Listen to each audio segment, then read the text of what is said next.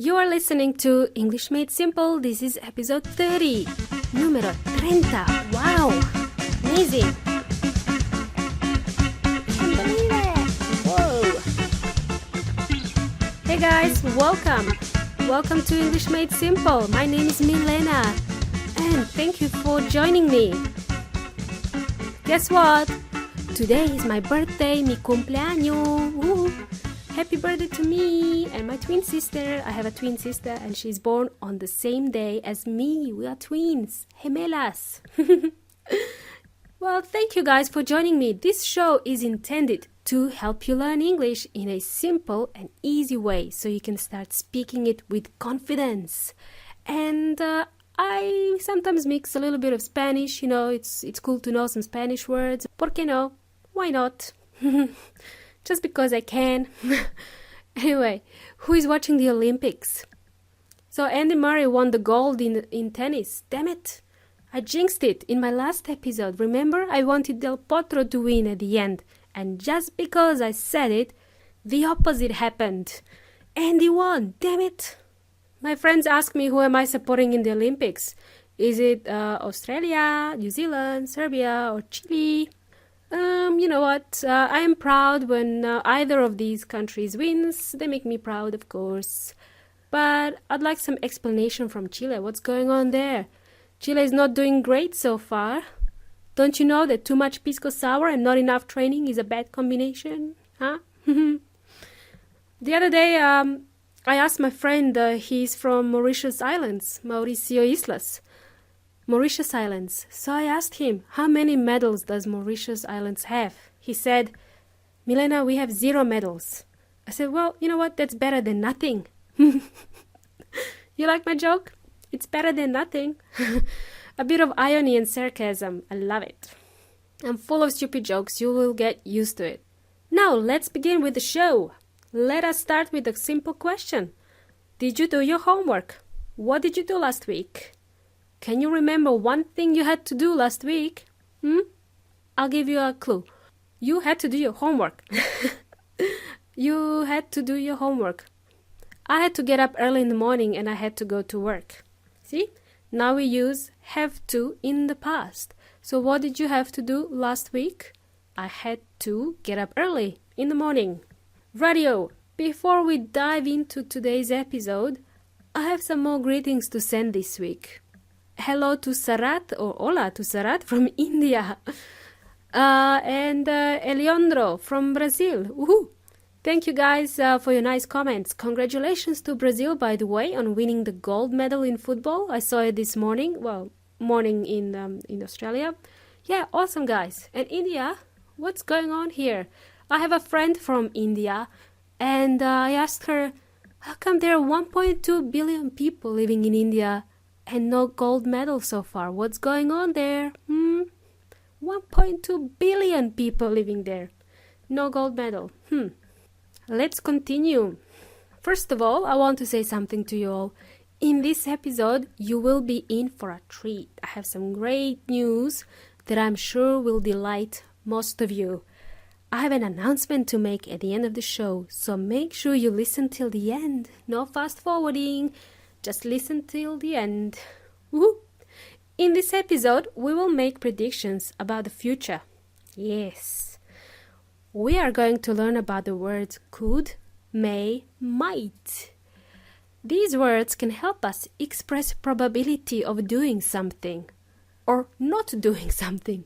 To put it simply, these words will help us avoid things we don't like doing. It's the opposite of must or have to. For example, you must clean the house. Means there is no other option. You have to do it. You must do it. Compared to, I might clean the house if I feel like it. I have other things to do. I have better things to do. I might clean the house. When we say that, we know it's not going to happen. There is a very, very low chance of that happening. Let's get started. So, I introduced you to modal verbs in the last 2 episodes. We learned about the word should when we give advice. Then we learned about must or have to when we have to, must do something. And there is more, of course. There is more modal verbs, such as may, might, could. L is silent. The same as should, L is silent. We spell could with an L, but we do not pronounce L. We do not pronounce the letter L. Could. So, we use modal verbs to make predictions about the future. So, is there a difference between may and might? There is a slight difference. Slight difference, pequeña diferencia, subtle difference, sutil. May and might, very slight difference. You know what? I don't mind whichever you decide to use. But for the sake of this lesson, I will explain what this minor difference is. So, in this episode, we will learn about the difference between may and might and could. And we will also learn about what to say when we are 100% sure that something will happen in the future. The difference between may and might is very small. It's quite small, as I mentioned earlier. So they both indicate that something is possible, but something that may happen is more likely than something that might happen. So, for example, you may go to a party if Shakira invites you, okay? But you might go to a party if a friend that you don't like very much invites you to the party, okay? So you may go if Shakira invites you, you're like, yeah, I may go, why not? But if a friend that you don't like very much invites you to the party, you might say, I might go to the party, okay? I'm not overly excited to go, I might go. So I'm going to ask you, is there something that you don't like doing? If there is something that you don't like doing, in this case, I would use the word might when I make a statement. For example, what do I not like doing? Let me think about it. Oh yes, I am really bad at cleaning. I don't like cleaning my house, so I keep putting it off. Putting it off is phrasal verb. It just means I'm gonna delay it as much as possible. Because I'm really reluctant to clean it, I will delay it as much as possible. So, yes, I might clean my room next weekend. Yep, there is a 30% chance that I will do it. There's always a 30% chance that I will clean my house. Okay? I have other things to do. Okay, another example. Let's use another example. Let's say my best friend called me and I couldn't answer the phone because I was shopping with my sister. I was busy shopping with my sister, okay? I wasn't busy cleaning the room. I was busy shopping, okay? Buying stuff that I don't need.